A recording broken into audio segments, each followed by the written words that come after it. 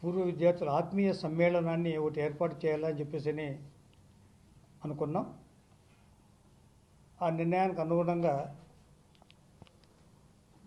జనవరి మాసంలో పూర్వ విద్యార్థులు, పూర్వ ఆచార్యులు ఒక ఆత్మీయ సమ్మేళనాన్ని ఏర్పాటు చేయబోతున్నాం. 1945లో శ్రీ సిరివరం ఆదినారాయణరావు గారు సమాజంలో ఉన్న అట్టడుగు ప్రజానీకానికి ఉపయోగపడే పద్ధతిలో చక్కటి విద్యా సంస్థను ఏర్పాటు చేయాలి, వాల్యూ బేస్డ్ ఎడ్యుకేషన్ అందించాలి, వాళ్ళకి భారతీయ సంస్కృతి సంప్రదాయాలను మేళవింపుతో చక్కటి విద్యను అందించాలి అనే ఒక పవిత్రమైన ఆశయంతో 1945లో శ్రీ సాయిబాబా నేషనల్ జాతీయోన్నత పాఠశాలని వారు ప్రారంభం చేశారు.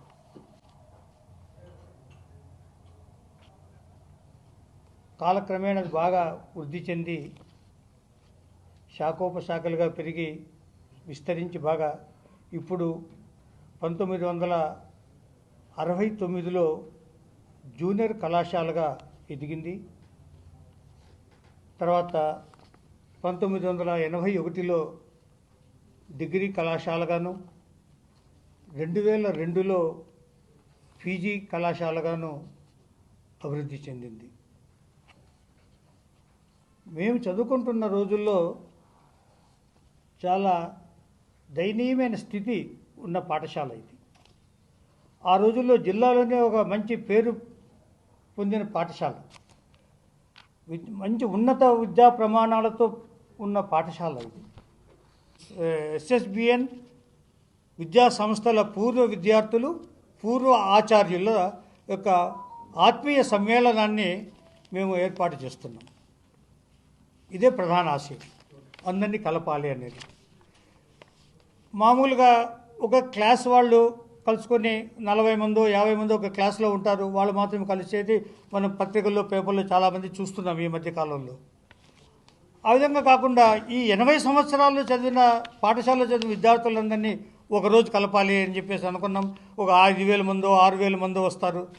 వాళ్ళందరినీ ఒకరోజు కలిపి ఒక డే లాంగ్ ప్రోగ్రామ్, ఉదయం 10 గంటల నుంచి సాయంత్రం 5 గంటల వరకు అనేక కార్యక్రమాలు యోజన చేసి వాళ్ళని ఆ విధంగా ఎంగేజ్ చేయాలి అని చెప్పేసి అనుకోవడం జరిగింది. జనవరి 3వ తేదీన పాఠశాల సంబంధించిన పూర్వ విద్యార్థులు, పూర్వ ఉపాధ్యాయులందరినీ జనవరి 3వ తేదీన ఆహ్వానిస్తున్నాం. అదేవిధంగా జనవరి 4వ తేదీన జూనియర్ కళాశాల సంబంధించిన పూర్వ విద్యార్థులు, పూర్వ ఆచార్యులు. జనవరి 5వ తేదీన డిగ్రీ కళాశాల, పీజీ కళాశాలకు సంబంధించిన పూర్వ విద్యార్థులు, పూర్వ ఆచార్యులని ఆ రోజు కలిపేట్టుగా ఏర్పాటు చేస్తున్నాం. ఈ కార్యక్రమంలో ఈ పాఠశాల చదువుకొని బయటకు వెళ్ళిన వాళ్ళలో అనేక మంది ఇందాక చెప్పినట్టు ప్రభుత్వ ఉద్యోగులు, ప్రభుత్వ అధికారులు, రాష్ట్ర స్థాయిలో సేవలు అందించిన అధికారులని, తర్వాత పెద్ద పెద్ద పారిశ్రామికవేత్తలని, పెద్ద పెద్ద వ్యాపారస్తుల్ని, తర్వాత రాజకీయ నాయకుల్ని, వాళ్ళందరినీ కూడా ఇక్కడ పిలవాలి అని చెప్పేసి అనుకోవడం జరిగింది. వాళ్ళందరినీ గుర్తిస్తున్నాం, వాళ్ళ పేర్లు గుర్తించుకొని వాళ్ళందరినీ పిలిపించి ఏర్పాటు కూడా చేస్తున్నాం. ఇది ఇంత స్థాయిలో జరుగుతుంది కాబట్టి అఖిల భారత స్థాయిలో గుర్తింపు ఉన్న వాళ్ళని, కేంద్ర మంత్రులని, తర్వాత గవర్నర్లని, అట్లాంటి వాళ్ళని, రాష్ట్ర మంత్రులని ఇన్వైట్ చేయబోతున్నాం. వాళ్ళని పిలుస్తాం. ఆ అతిథులతో సందేశం ఇప్పిస్తాం. మా పాఠశాల నుంచి, మా కమిటీ నుంచి పెద్దలు పిఎల్ఎన్ రెడ్డి గారు, ఇంకా పెద్దలు ఉన్నారు, వాళ్ళు కూడా వాళ్ళకి సందేశాన్ని అందజేస్తారు. నేను ఈ విద్యా వ్యవస్థ ప్రథమ విద్యార్థిని.